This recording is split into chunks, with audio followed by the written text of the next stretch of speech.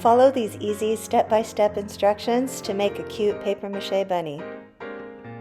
For this project, you'll need a plastic bottle, wire, scissors, aluminum foil, masking tape, a thin paper like newspaper or packing paper, wallpaper paste or white PVA glue such as Elmer's, a disposable container and spoon, acrylic paint and markers, paintbrushes, and a sealer such as Mod Podge.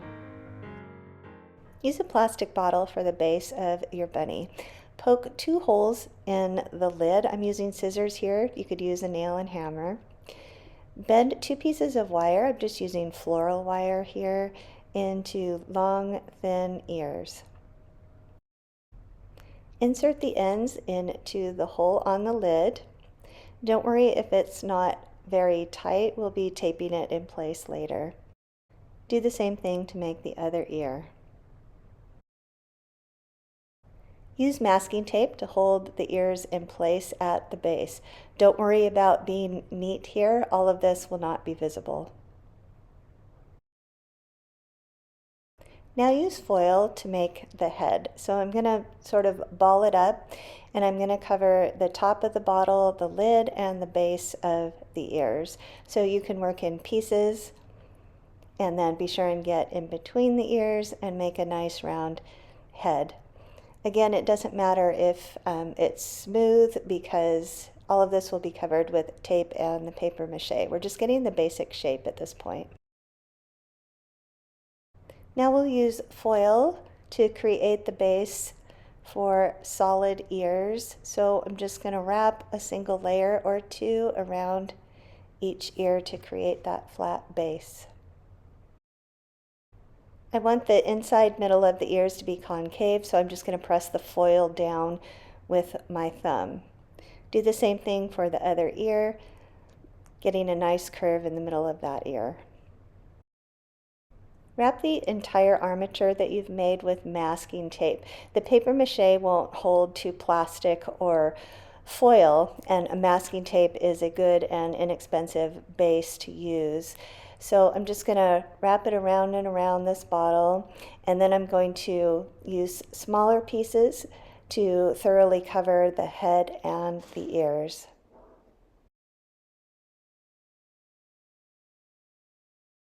Once your bunny is all covered with masking tape, it's time to start the paper mache. So I've got a covered tray here. I just used some foil on a baking sheet to protect my surface, and I'm just cutting up packing paper into small pieces. They don't need to be neat. Different lengths are good. Mine are about 1 inch thick or smaller. You'll be using different sizes and pieces to cover different areas of the body. Pour about 1/2 cup of wallpaper paste or white PVA glue such as Elmer's into a disposable container. Now add about the same amount of water, maybe a little bit less, in order to thin it out. So use a disposable spoon, stir it around until it's thoroughly mixed. So you want it to be a little thick but not goopy. So you can see about the thickness that I have going on here is about right. Now take a strip of paper and dip both sides into your mixture, and then run it between your 2 fingers just to get off some of the extra. And lay it on to your armature right over the masking tape.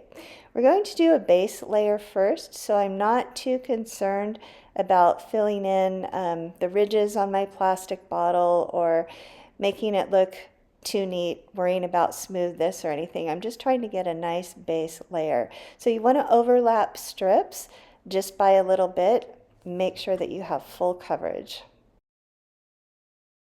Use smaller pieces of paper on the tiny parts, like on the edges of the ears and on the face.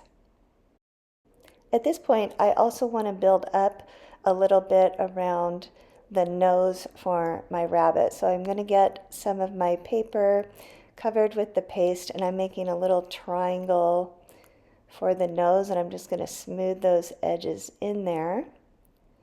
And then I'm going to take some small pieces of the paper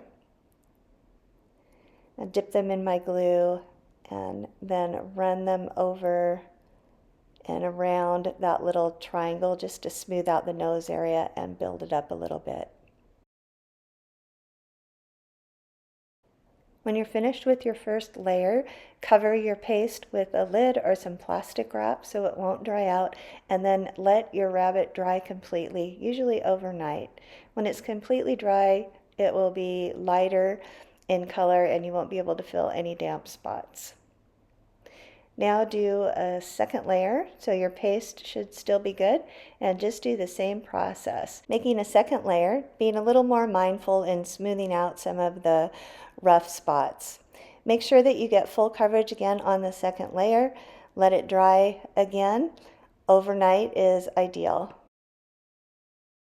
Now I'm on to the third layer, and I'm doing the same thing, covering the whole bunny, but I'm being a lot more picky about smoothing areas out that I want to. I don't try and make the whole thing smooth because I like the uneven texture and we want it to have some character. So when you're happy with the shape, let it dry once again overnight. I'm using white acrylic paint for the base of my rabbit. Just going to give it a full coat all over. And then I'll use a little bit of pink acrylic paint for inside the ears and the nose. I'm using some thin acrylic markers to make the eyes and the mouth just because I find it a lot easier. You can certainly use acrylic paint, or you could even use a black Sharpie for this point. So I'm just going to draw some black eyes with leaving a little white highlight in the middle. Then draw on the mouth, and I think that I will outline the nose. The good thing about this is if you make an error, you can always paint over it and try again. I'm just going to put a little white acrylic marker in the highlight in the eyes, just to make it a little rounder and brighter. Once the paint is completely dry, you want to seal your work with a spray sealer, or you can use Mod Podge like I'm doing here. Once the sealer is dry, you can add a ribbon around your bunny's neck if you'd like, and you're finished. Please subscribe to my channel for more great crafting ideas.